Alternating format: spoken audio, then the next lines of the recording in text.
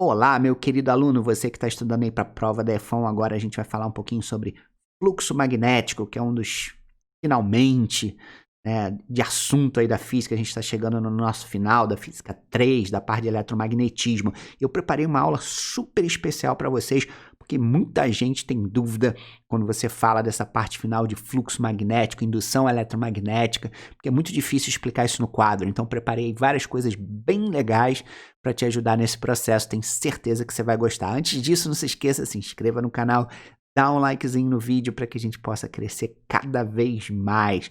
Conto com você, tá bom? Então vamos lá. Olha só, vamos primeiro fazer uma analogia com um cano de água. Por exemplo, aqui você tem um cano, esse cano tem uma certa grossura e está passando uma certa quantidade de água, que não ocupa o cano inteiro, tá? O cano ainda aguenta mais água. O que eu posso definir? Eu posso definir o fluxo de água que está passando por esse cano. Então, por exemplo, 5 litros por segundo. Então, como é que eu defini esse fluxo? Eu defini por dois fatores. Primeiro, o volume de água que está passando por esse cano e o tempo que isso está acontecendo. Tudo bem? Agora, vamos pegar um outro cano com a mesma grossura, só que agora eu dobrei a quantidade de água. O fluxo agora vai ser maior ou menor? Vai ser maior. Por quê? Porque agora eu aumentei a quantidade de água. Então, eu dobrei o volume de água no mesmo intervalo de tempo. Então, o fluxo de água, nesse caso, é maior quanto maior for a quantidade de água, ok? Mais um exemplo. Nesse caso aqui, eu peguei agora um cano mais fino e estou colocando aqui toda a quantidade de água possível dentro desse cano. Então, por exemplo, aqui eu posso dizer que o fluxo foi de 3 litros a cada segundo. Agora eu vou pegar um cano mais grosso.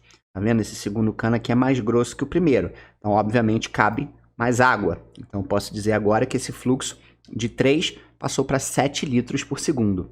Então, a gente chega numa segunda conclusão. O fluxo de água vai ser maior quanto maior for a grossura do cano. Certo? Então, são esses dois fatores que influenciam no fluxo de água.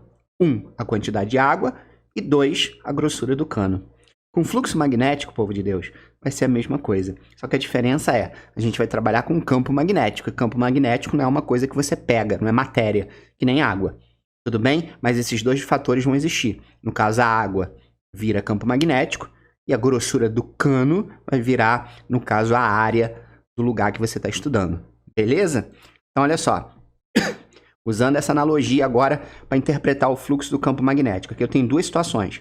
Tá? Aqui eu tenho uma areazinha do espaço, que é A, e aqui eu estou estudando numa mesma areazinha A. Tá? Aqui é como se fosse a grossura do cano. A grossura do cano é igual para os dois, tá? E aqui eu tenho um certo campo magnético, aqui eu tenho outro campo magnético. Em qual dos dois o fluxo é maior? Tcharam! No outro era mole, né? Era só ver a quantidade de água que está passando. Aqui é só ver a quantidade de campo magnético. Isso está representado pelas setinhas. Repara, campo magnético não dá para pegar, né? Então a gente representa por setas que são vetores. Campo magnético é um vetor. Então, 1, 2, 3, 4, 5, 6 setinhas. E aqui eu só tenho 3. Então, o fluxo magnético ele vai ser maior, mais intenso, quanto maior for o campo magnético. E a gente vê isso no desenho pelo número de setinhas que estão entrando nessa região do espaço que a gente está estudando. Viu como é que é a mesma coisa que a água? Quanto mais água, mais fluxo. Aqui é a mesma coisa. Quanto mais forte, mais intenso for o campo magnético, maior também vai ser o fluxo magnético. Belezura? E o segundo caso, agora vai ser a área do espaço que a gente está estudando. Aqui eu estou estudando uma areazinha A. E aqui eu estou estudando uma areazinha 2A. Certo? Aqui a analogia é a grossura do cano. Aqui seria um cano, entre aspas, mais fino. E aqui um cano mais grosso. Ui. E aí, qual desses dois o fluxo magnético vai ser maior? Bom, o fluxo magnético vai ser maior aonde estiver passando mais setinhas, né? Você repara que aqui ó, tem 1, 2, 3, 4, 5, 6.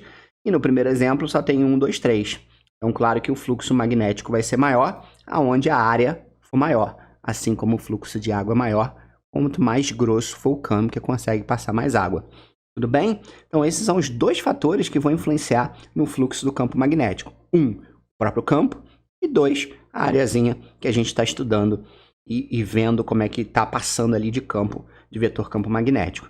E a gente pode juntar tudo isso numa fórmula. A gente usa essa letra grega para representar o fluxo do campo magnético. Vai depender do campo, como a gente acabou de ver, e vai depender da areazinha. Agora tem esse detalhezinho aqui. tá? Matemático, que vai ser o cosseno de θ. O que é esse tal de θ? Vai ser o ângulo entre o vetor campo magnético e o vetor perpendicular à superfície que a gente está estudando. Ó, aqui eu tenho o vetor campo magnético, que está na horizontal, e aqui eu tenho a minha areazinha que eu estou estudando, tá? Esse vetor aqui, o vetor perpendicular à superfície, esse azulzinho aqui, ó. Para que esse azulzinho aqui é perpendicular, faz um ângulo de 90 graus com a superfície que eu estou estudando. E claro, esse ângulo θ vai ser esse ângulo aqui, ó. O ângulo entre o vetor campo magnético e esse vetor azulzinho aqui, que é perpendicular à área da nossa área que a gente está estudando, né? Que depois a gente vai ver que essas áreas geralmente são espiras, tá? Espira é um fio de metal que a gente enrola ele nesse formatozinho aqui. Tudo bem? Bom, então continuando. Agora vamos para os casos especiais, tá? Os casos especiais são os que mais aparecem por aí, principalmente esse primeiro. Dá uma olhadinha nesse caso aqui. Você repara que o vetor campo magnético aqui, ó, tá junto com o vetor que é perpendicular à superfície. Então, qual vai ser o ângulo θ aqui? Se um vetor está em cima do outro, o ângulo é zero. Concorda comigo? Cosseno de zero, quanto vale, povo de Deus? Cosseno de zero é 1. E aí a fórmula se reduz a B vezes A. B vezes A vezes 1 dá B vezes A. Então aqui, nesse caso, é onde o fluxo magnético é máximo. Onde ele tem seu maior valor possível, exatamente quando o vetor campo magnético é paralelo a esse vetor ou perpendicular, faz um ângulo de 90 graus com a areazinha que a gente está estudando. E nesse caso aqui?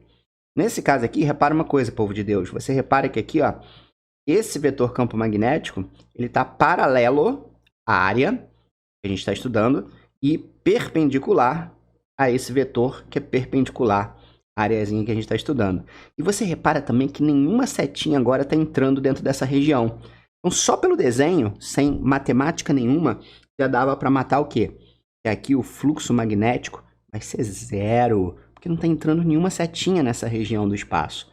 Mas vamos ver matematicamente, olha o ângulo aqui. Qual é o ângulo entre o campo magnético e esse vetor aqui azulzinho? 90, né? Quando a gente jogar na fórmula, quanto é o cosseno de 90? O cosseno de 90 é zero.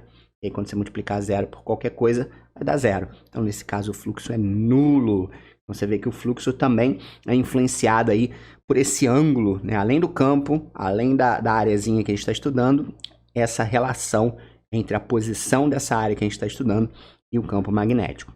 Tudo bem? Bom, o que importa quando a gente estudar próxima parte, que é efetivamente a indução eletromagnética, é quanto o fluxo vai mudar. Só me interessa quando o fluxo muda. E existem duas formas, tem mais, tá? Mas as duas principais aqui é como que eu vario esse fluxo. Aqui o primeiro exemplo. Eu tenho aqui um ímã. Esse ímã está produzindo aqui um campo magnético representado por essas setinhas vermelhas. Claro que tem outras setas aqui, mas só interessa essas que eu estou mostrando. E aí eu estou estudando essa areazinha aqui, ó. Essa espira, tá? Peguei um fio de cobre, enrolei aqui nesse formato e formei uma espira. Tudo bem?